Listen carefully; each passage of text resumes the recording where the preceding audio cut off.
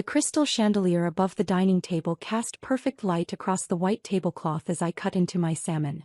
My mother's voice had that particular edge I'd learned to recognize over 28 years. The tone that meant she'd made a decision and expected immediate compliance. "We need to discuss your financial situation, Charlotte," she said, setting down her wine glass with calculated precision.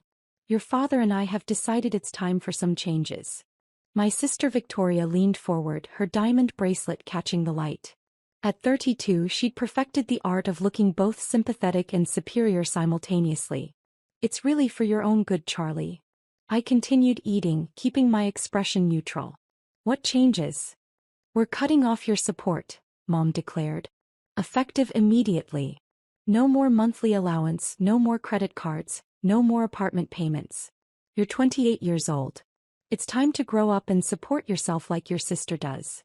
My brother Marcus nodded from across the table, his expression smug. At 35, he considered himself the family's financial genius, despite the fact that his successful real estate ventures had required 3 bailouts in the past 5 years. "We've all been enabling your lazy lifestyle for too long. Victoria has her boutique. I have my investments. You just exist."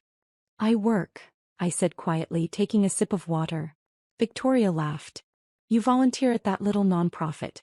That's not a real job, sweetie. That's a hobby for trust fund babies who don't want to admit they're trust fund babies." "The Children's Literacy Foundation pays me," I pointed out. $30,000 a year, Marcus scoffed. "That won't even cover your apartment rent. How do you plan to maintain your lifestyle on nonprofit salary?" I set down my fork carefully. "I'll manage." "You'll manage." Mom's voice rose slightly.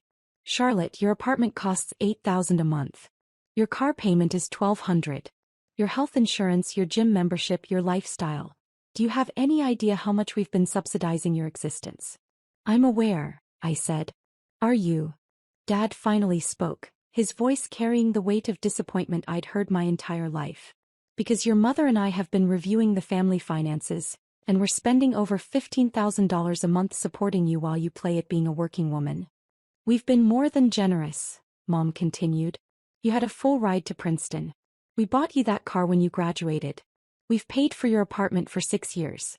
We've given you every opportunity to establish yourself, and instead you choose to work at a charity making poverty wages." Victoria reached across the table, patting my hand with false sympathy. "It's tough love, but you need it. When Mom and Dad cut me off after college, it forced me to open my boutique. Now I'm completely self-sufficient." I almost laughed at that. Victoria's boutique had required a $2 million investment from the family trust, lost money for 3 straight years, and still only stayed afloat because Mom and her friends treated it like their personal shopping club, paying premium prices for mediocre clothes. "Marcus learned the same lesson," Dad added. "He built his real estate portfolio from the ground up. That portfolio had crashed twice, requiring the family trust to quietly purchase his defaulting properties at inflated prices to save him from bankruptcy." But I said nothing. "So here's what's happening," Mom announced. "As of tomorrow, all financial support ends. Your credit cards will be canceled.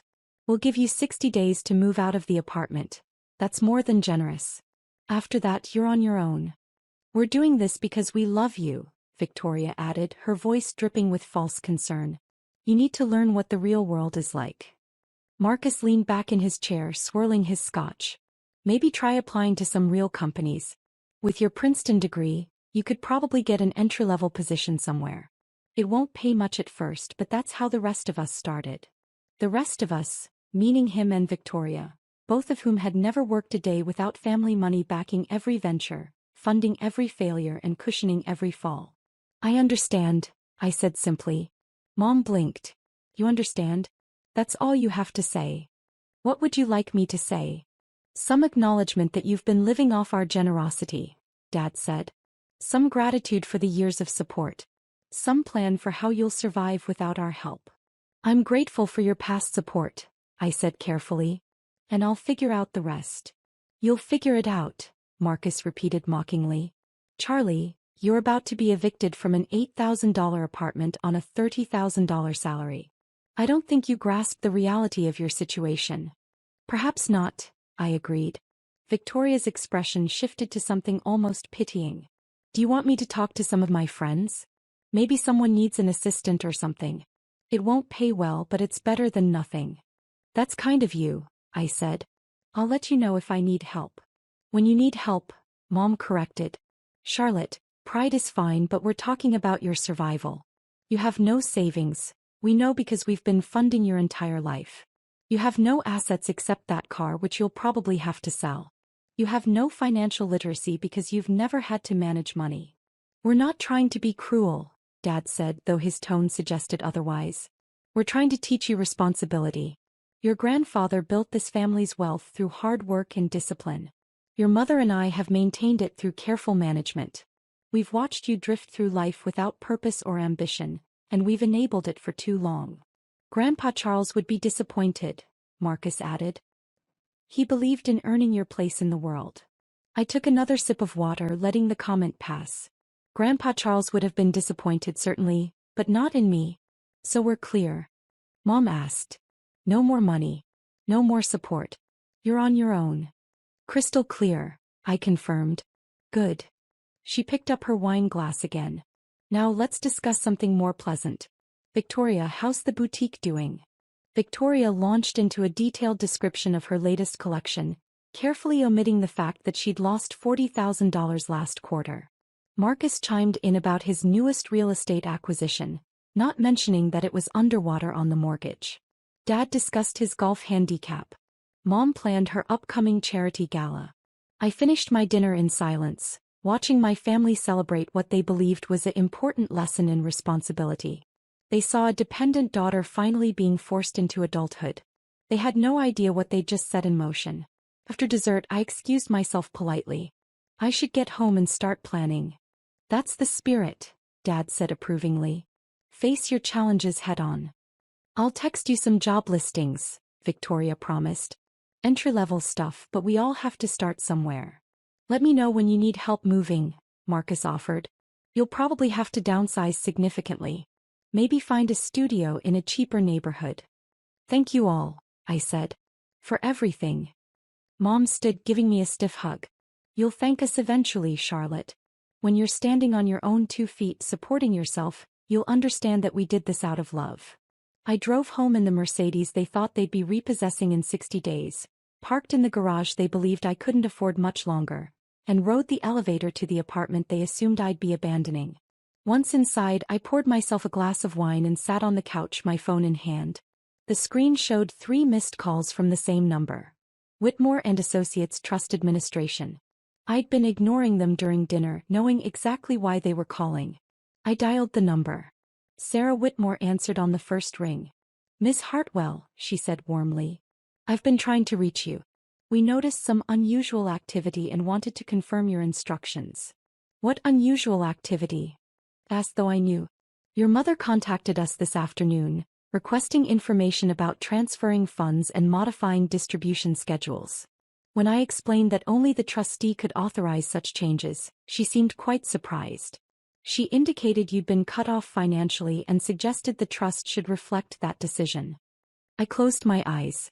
What did you tell her? Nothing, Sarah assured me. Client confidentiality is absolute. But Ms. Hartwell, she seemed genuinely unaware of the trust structure. I wanted to confirm, should I inform your family of your position as trustee? Not yet, I said quietly. Understood. However, I should mention that your brother called an hour ago with similar questions. He wanted to know about accelerating his distributions and mentioned you'd be out of the picture, financially. When I asked for clarification, he hung up. I wasn't surprised. Marcus always moved fast when he sensed opportunity. There's one more thing, Sarah continued. Your father scheduled an appointment for tomorrow morning. He mentioned wanting to restructure the family trust to reflect current realities. His exact words. Did you inform him that requires my approval? No. I thought you'd prefer to handle that conversation yourself. What time is his appointment? 10 o'clock. I'll be there, I decided. Actually, Sarah, let's schedule a full family meeting. Contact my parents, Victoria and Marcus. Tell them it's mandatory for all trust beneficiaries. Tomorrow at 10. All of them. Sarah's surprise was evident. Miss Hartwell, are you sure? This could get complicated.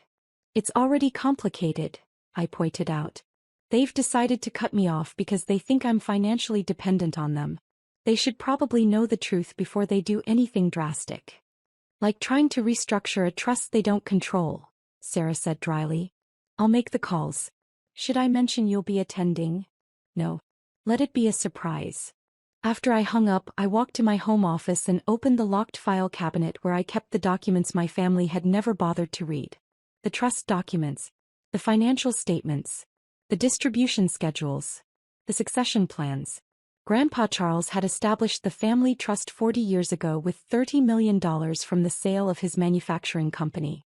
Through careful management and strategic investments, it had grown to $80 million. The trust provided monthly distributions to all family members, funded their businesses, paid for their homes and maintained their lifestyle. And for the past 7 years since Grandpa's death, I'd been the trustee. Not because I'd asked for the position. Not because I'd schemed or manipulated. But because Grandpa Charles had known something my parents never understood. Wealth without wisdom was just money waiting to be wasted. He'd watched Dad coast through life on inherited money, making poor investments and poorer decisions. He'd seen Mom's spending habits accelerate year after year, her sense of entitlement growing with every designer purchase. He'd observed Marcus's reckless business ventures and Victoria's delusional entrepreneurship, both funded by family money they treated as infinite. And he'd watched me quietly study finance at Princeton, intern at Whitmore and Associates during my summers, and ask him careful questions about trust management and fiduciary responsibility. Most people think being rich is about spending money, he told me during one of our last conversations. But real wealth is about preserving it for future generations. Your parents don't understand that. Your siblings won't learn it. But you, Charlotte, you have the temperament for stewardship. He changed the trust documents 2 weeks before his death, naming me as successor trustee with full discretionary authority over all distributions. My parents and siblings were beneficiaries, entitled to monthly distributions at my discretion. But they had no control, no authority, and no ability to modify the trust without my approval. They'd never asked about the trust structure. Never read the documents. Never questioned why the distributions kept flowing smoothly, businesses kept getting funded, and lifestyle kept being maintained. They assumed Dad managed everything just as Grandpa had. But Dad wasn't the trustee. He'd never been the trustee. And tomorrow, when he walked into Whitmore and Associates expecting to restructure the family trust to punish his disappointing daughter, he was going to learn exactly who controlled the $80 million his entire life depended on. I slept surprisingly well that night. The next morning, I dressed in the Tom Ford suit I'd bought with my own money, my salary from the nonprofit, carefully saved over 6 years. I pulled my hair into a sleek bun, applied minimal makeup, and drove to the Whitmore and Associates offices in downtown Boston. Sarah met me in the lobby, her expression carefully professional but her eyes amused. They're all in the main conference room. Your father arrived early and has been pacing for 20 minutes. Your mother keeps asking why this meeting is necessary. Marcus tried to reschedule, and Victoria is confused about why she needs to be here at all. And they don't know I'm coming? I said all trust beneficiaries were required to attend. I never mentioned you were also the trustee. She paused. Are you ready for this? I've been ready for 7 years, I said. I just hoped it wouldn't come to this. We walked to the conference room together. Through the glass walls I could see my family arranged around the mahogany table. Dad sat at the head looking proprietary. Mom was checking her phone. Marcus was typing on his laptop. Victoria was examining her manicure. None of them looked up when Sarah and I entered. Thank you all for coming, Sarah began professionally. As I mentioned, this is a mandatory meeting for all beneficiaries of the Charles Hartwell Family Trust. We have some important matters to discuss regarding trust administration and distribution schedules. Dad waved his hand dismissively. It's fine. Let's make this quick. I have a golf game at noon. Now, I've been reviewing our family's financial situation, and I want to make some changes to the trust structure. Mr. Hartwell, Sarah interrupted gently. Before we discuss any potential changes, I need to ensure everyone understands the current trust structure. Are you familiar with the terms of your father's trust? Of course, Dad said impatiently. My father established it 40 years ago. I've been managing it since his death. It provides distributions to family members and funds various family needs. Simple enough. I see. Sarah's tone remained neutral. And you believe you're the trustee? Obviously. I'm the eldest son. My father's successor. That's how these things work. Mom nodded agreement. Marcus and Victoria looked bored. I remained silent, standing near the door. Mr. Hartwell, Sarah said carefully, I'm afraid there's been a misunderstanding. You're not the trustee of the Charles Hartwell Family Trust. You never have been. The room went completely still. Dad's face reddened. That's ridiculous. Of course I'm the trustee. Who else would it be? According to the trust documents executed by your father 7 years ago, the current trustee is Charlotte Hartwell. For heads turned to look at me. The silence stretched for 5 long seconds. Then Dad laughed. That's absurd, Charlotte. She's just the person who's been managing your monthly distributions for 7 years, Sarah finished smoothly.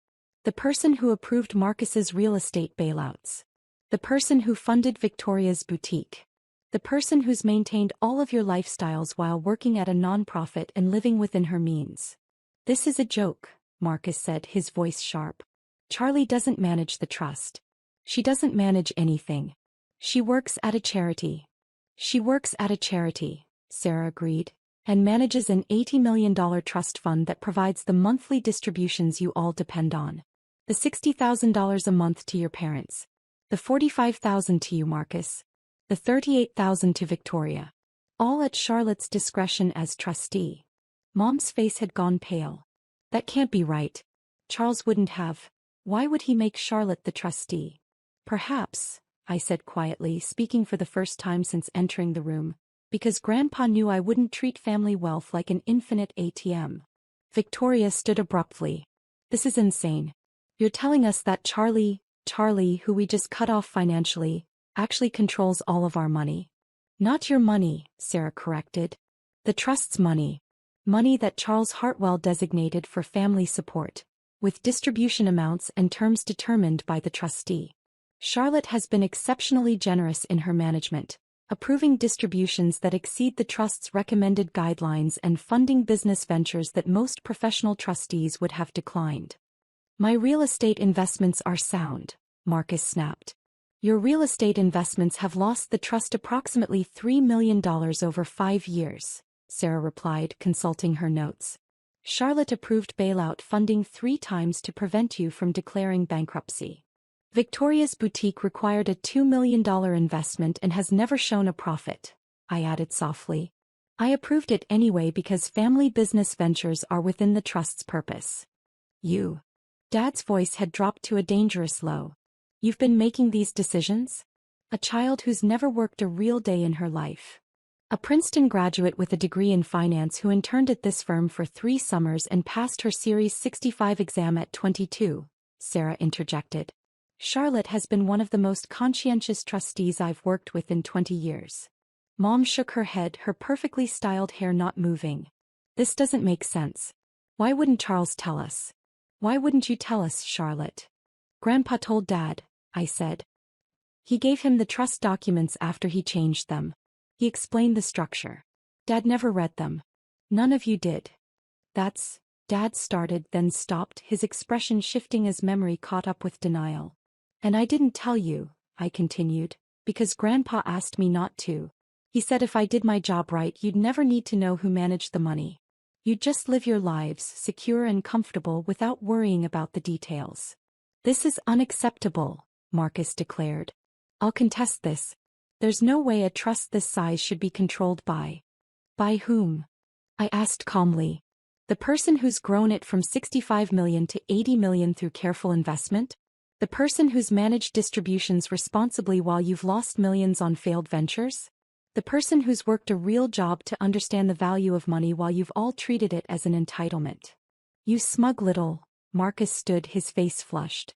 Sit down, Mr. Hartwell, Sarah said firmly. This is a professional meeting and I won't tolerate aggressive behavior. Victoria's voice came out small. So when Mom said she was cutting you off, She was announcing that she'd stop paying expenses that I've been paying for myself for years, I said. The apartment is in my name. The car is paid off. My credit cards are mine. The monthly distributions you thought were supporting me have been going into my savings account, which now has a balance of approximately $1.2 million. Mom gasped. While I've been living on my nonprofit salary, I continued, and learning what $30,000 a year actually feels like. Which is why I drive a 6-year-old Mercedes instead of buying a new one every 2 years like some people. Why I volunteer at charity events instead of paying premium prices for couture. Why I've maintained the same apartment instead of upgrading to a penthouse. You've been testing us, Dad said slowly. All these years, you've been watching us waste money while you pretended to be one of us. I've been being one of you, I corrected. A beneficiary of Grandpa's trust just like you. The difference is that I also have the responsibility of managing it. And the wisdom to know that family wealth isn't infinite. So what now? Marcus demanded. You cut us all off? Punish us for not knowing you were in control? I looked at him for a long moment. That depends. On what? On whether you're capable of learning the lesson Grandpa tried to teach. I turned to Sarah. What are the current monthly distributions? She consulted her tablet. Mr. and Mrs. Hartwell, $60,000. Marcus, $45,000. Victoria, $38,000. Total family distributions, approximately $143,000 per month, or $1.7 million annually. And the trust's recommended distribution rate for long-term preservation? No more than 4% of assets annually. For an $80 million trust, that's approximately $3.2 million. Your family's personal distributions represent about half of the safe distribution rate. When we add in business funding and one-time expenses, the trust is distributing at the maximum sustainable rate. I nodded. So there's no room for expansion. No cushion for emergencies. No buffer for market downturns. Correct. I looked at my family, all of them watching me now with varying expressions of shock, anger, and fear. Here's what's going to happen, I said calmly. Your current distributions will continue unchanged. I'm not going to punish you for not knowing something you never bothered to learn. But there will be new conditions. Conditions? Mom's voice was sharp. Marcus, your next real estate venture will require a comprehensive business plan reviewed by independent consultants before the trust invests $1. If it fails, there will be no more bailouts. You'll manage your losses with your own distribution money. Marcus opened his mouth to argue, then closed it. Victoria, your boutique has 2 years to become profitable or self-sustaining. I'll continue current funding during that period, but after that it either stands on its own or closes. I'll help you hire a real business consultant if you're interested in actually succeeding. Victoria looked stricken but nodded slowly. Mom and Dad, your distributions continue as is. But I need you to meet with a financial advisor and create a budget. A real budget that accounts for your actual spending versus income. Because eventually the trust will pass to the next generation, and they deserve the same security you've enjoyed. And if we refuse? Dad asked coldly. Then I'll reduce distributions to the minimum required by the trust documents, which is approximately 40% of what you currently receive, and put the remainder in preservation accounts for future generations. That's my right and responsibility as trustee. The room fell silent again. You can't be serious, Mom finally said. Charlotte, we're your family. Exactly, I agreed. You're my family. Which is why I've been protecting your financial security for 7 years while you assumed I was the family failure. Which is why I'm still protecting it now, even after you decided to cut me off for not living up to your standards. This is blackmail, Marcus declared. No, Sarah interjected. This is trust administration. Charlotte has been extraordinarily generous. Most trustees would have implemented these conditions years ago. I gave you the benefit of the doubt, I said.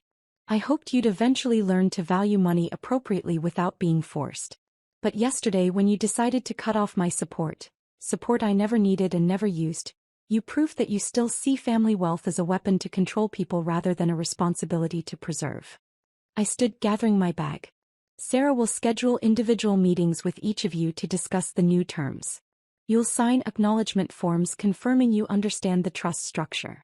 And then we'll move forward as a family that actually understands how our financial security works. Where are you going? Victoria asked. To work, I said simply. I have a meeting at the Children's Literacy Foundation at 11. We're launching a new program for underserved communities. It pays $30,000 a year, but it's fulfilling work. You should try it sometime, working for something other than money. I walked to the door, then paused and looked back. Oh, and one more thing. The apartment you thought you'd be repossessing in 60 days? I bought it 3 years ago. With my own savings. The car you assumed you'd be taking back? Paid off in full. The lifestyle you believed you were funding? Self-sustaining. I don't need your money. I never did. Then why didn't you tell us? Mom asked, her voice breaking slightly. Because Grandpa asked me to protect you, I said softly. From yourselves and from the world. That's what a trustee does. That's what family does. Even when the family forgets who's actually taking care of whom. I left them sitting in stunned silence. As I drove to the nonprofit, my phone rang. That, she said, was the most professionally devastating family meeting I've witnessed in 2 decades of trust administration. Too harsh? I asked. Perfectly calibrated. Your grandfather would be proud. Will they comply? They don't have a choice. But Charlotte? I think they'll be better for it. Sometimes people need to understand the foundation they're standing on before they learn not to take it for granted. I hope you're right. I am. And for what it's worth, that speech about working for something other than money? That's going to haunt them. I smiled slightly. Good. That evening my phone buzzed with messages. First Victoria, can we talk? Really talk. Then Marcus, I need to understand the trust terms. Tomorrow. Finally Mom, family dinner Sunday. Please come. We need to discuss this properly. Dad's message came last, just 3 words. Your grandfather knew. I responded to each with simple agreement. Yes to talking. Yes to explaining. Yes to Sunday dinner. Because that's what family does. Even when they forget. Even when they fail. Even when they need to be reminded that love and money aren't the same thing. And that the person they dismissed as dependent was actually the one holding everything together. Grandpa Charles had known what he was doing when he made me trustee. He'd given me the tools to protect my family from their own worst impulses, the authority to preserve wealth for future generations, and the wisdom to know that real security comes from understanding value, not just having money. And now, finally, my family was ready to learn.